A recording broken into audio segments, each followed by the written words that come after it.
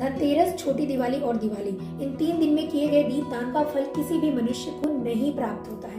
अब आप सोच रहे हो कि मैं ऐसा क्यों कह रही हूँ। वीडियो में एंड तक बने रहिए, आपको जरूर पता चलेगा।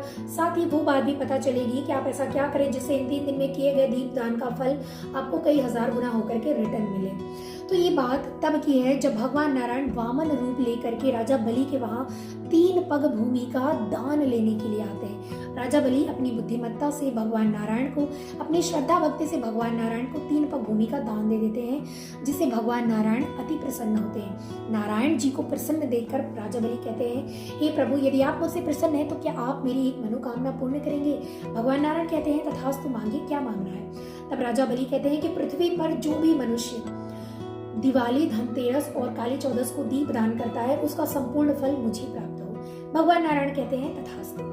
किंतु माता लक्ष्मी पूछ बैठती हैं कि हे राजा बलि, यदि धनतेरस, काली चौदस और दिवाली के दिन किए गए संपूर्ण दीप दान का फल आप प्राप्त करेंगे तो उन मनुष्यों को क्या मिलेगा।